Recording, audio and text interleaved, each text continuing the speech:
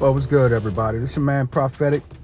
I'm sitting up here at the supercharger, waiting for my car to finish getting charged up. And, man, I was watching a video, you dig, about the situation that happened back, my hometown where I'm from. So anybody see this, you already know. So apparently they had, you feel me, a 12-year-old and a 14-year-old. Matter of fact, let me go ahead and play check out the video. Joining us, I'm Devin Bartolotta. And I'm Sharice Gibson. At noon, we told you around 45 cars were hit. Now we've learned it was actually 62 vehicles broken into. It happened at the Creeks at River Ridge apartment complex. The good news tonight is that several suspects were arrested, plus one of their mothers. Wow. Lily Cummings just spoke to the sheriff. She joins us live now from the JP Sheriff's Office in Harvey. Lily. Sharice and Devin, those two suspects that were arrested today are 12 and 14 years old. JPSO says that they're brothers. Now, there are two other suspects that remain at large. I asked JPSO if they're related to the brothers. They said at this time that's still under investigation.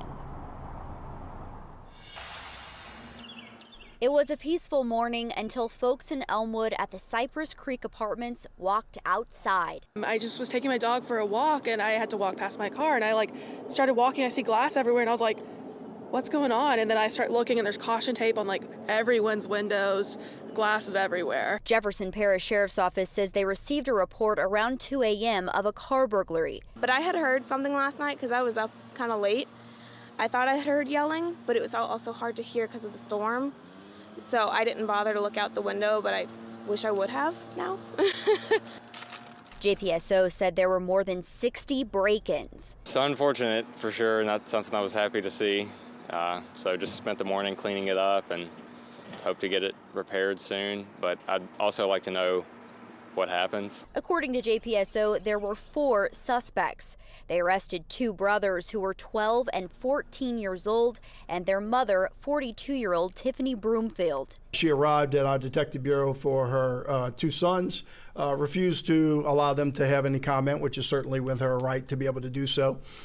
Continued to argue with our deputies, refused to leave. She had several warrants and attachments out for arrest. She also resisted arrest against our officers when that took, and so she went to jail. The 3rd suspect got away after jumping in a woman's car. That same suspect later crashed her car with the woman in it and got away on foot. Deputies fired at a 4th armed suspect who fled the scene in a separate vehicle. My deputy is going home at the end of the night, and that's the case. So if you're out at 2 o'clock in the morning committing burglaries with a gun, be rest assured that that's a deadly weapon and we're going to react accordingly. According to the sheriff, a deputy fired twice into the car. That suspect got away, headed towards New Orleans on the Earhart Expressway. This time and age, at 2 o'clock in the morning, you have a 12-year-old and a 14-year-old out there, just committing burglaries, with whoever. I have no clue who they're with right now, but, with that, and of course the parents don't even know where they are. I mean, I've got 12-year-olds. I know where they are at 2 o'clock in the morning.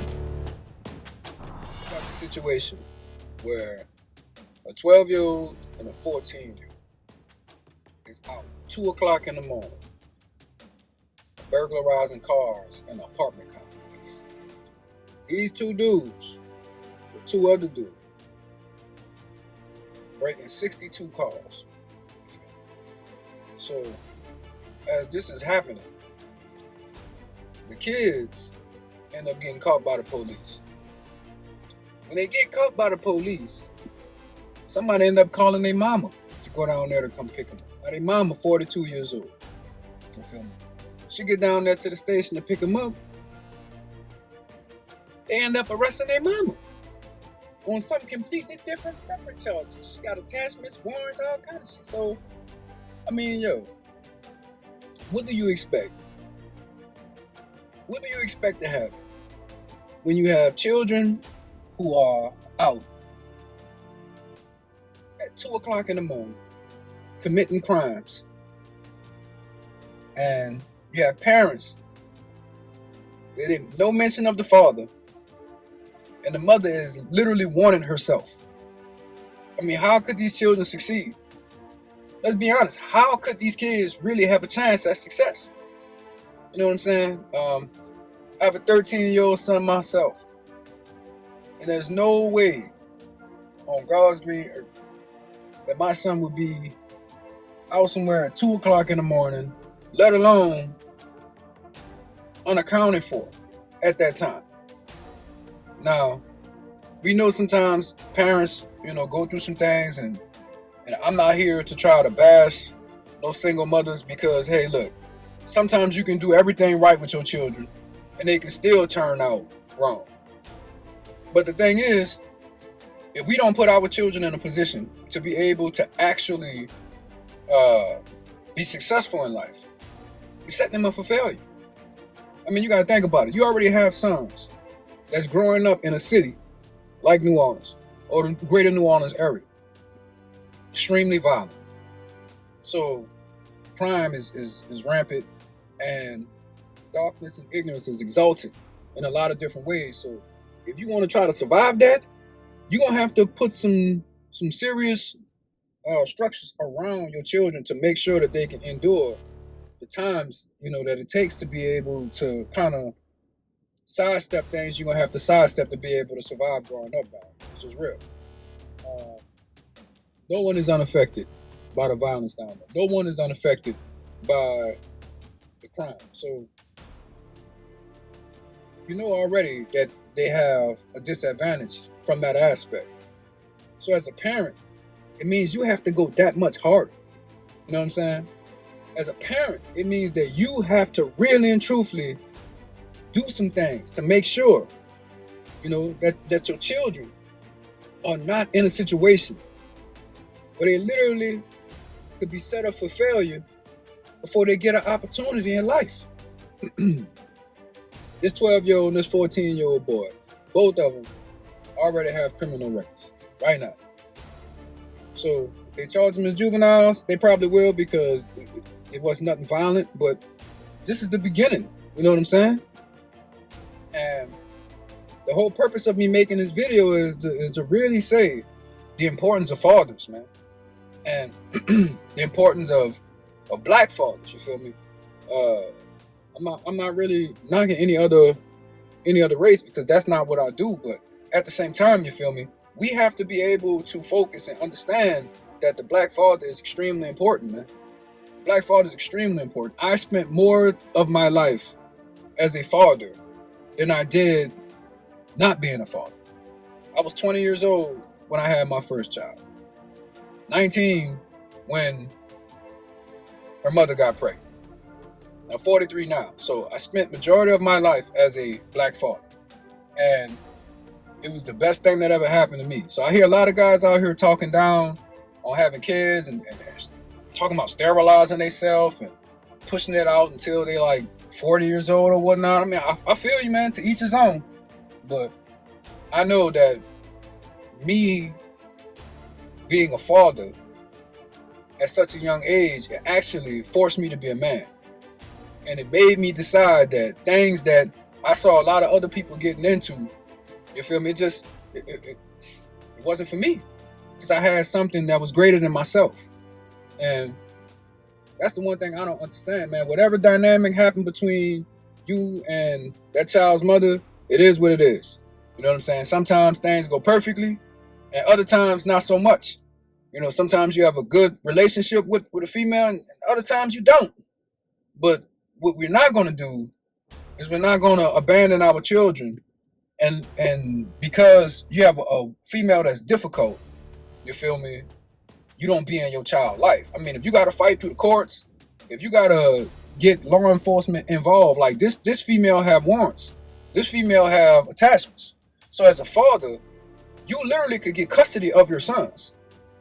But the whole thing is, do they even know who their dad is?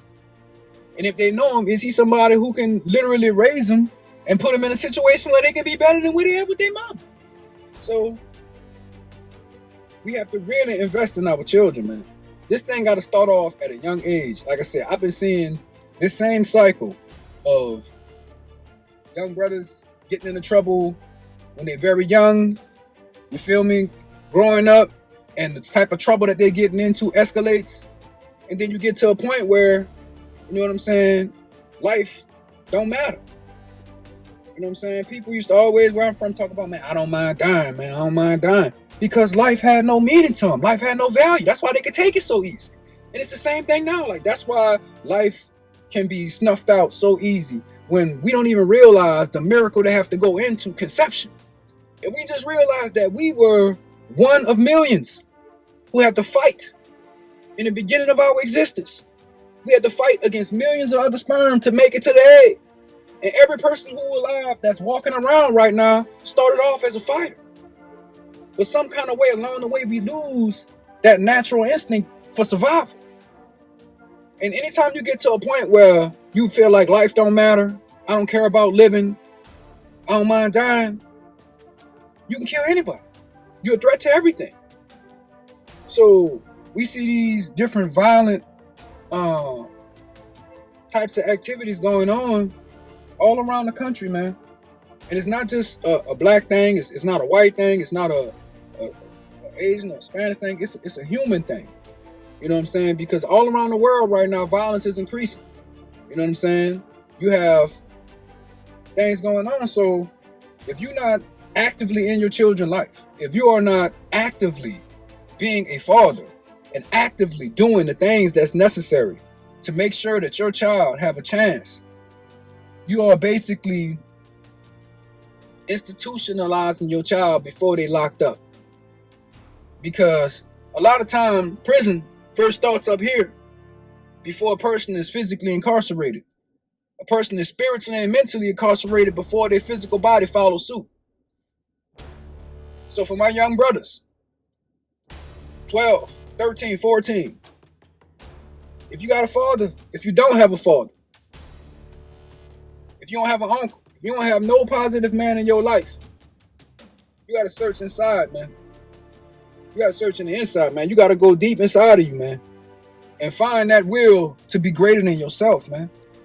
Because I'm telling you, the streets ain't for you, man. This lifestyle that these people is glorifying in music and these videos and just the dudes you see in the neighborhood and shit, man, that's not real living, bro. That's not real life, man. That's small time thinking. And I'm saying, man, I want to see my young brothers start thinking about being engineers and start thinking about being inventors. You know, to take full advantage of the information age that we in, man. Instead of just thinking about this street shit, man. So, like I said, I'm not knocking nobody who had to get it how they live, man. Because this a cold, cruel world. It is. But at the same time, we gotta want better and do better for our children, man. And it should be no way that a 12-year-old and a 14-year-old is unaccounted for. It should be no way that they should be comfortable enough to be missing at that time of morning. It's not their first time being gone. You know, it should be no way that a 12-year-old and a 14-year-old have the knowledge to know how to destroy car windows and to be able to get. It's not as easy as just walking up to them and busting it with a brick. If anybody tried to ever break a car window for one reason or another, it ain't something that you can easily do, especially if they're doing it to a point where they can get through 60-something cars before somebody actually get the police there.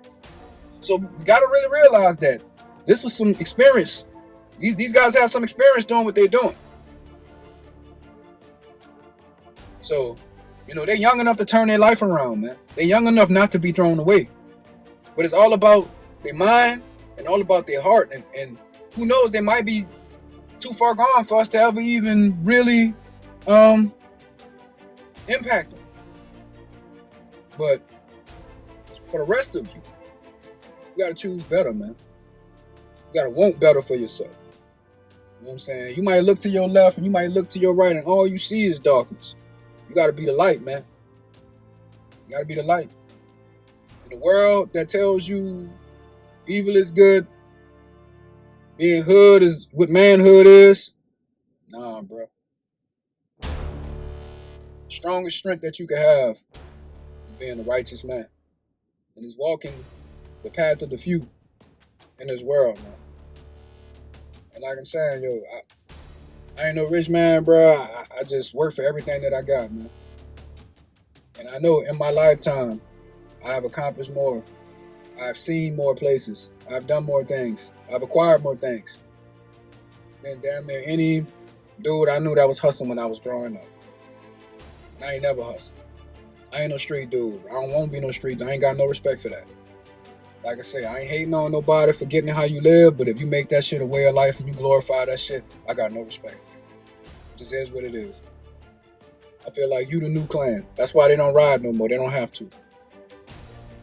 I feel like men who kill their own brothers and who sell dope in their own hood and destroy their own neighborhoods, you the new clan. There's no need for the Ku Klux no more because of you. That's why we don't see them ride no more. They done successfully reprogrammed you into hating yourself and destroying your community.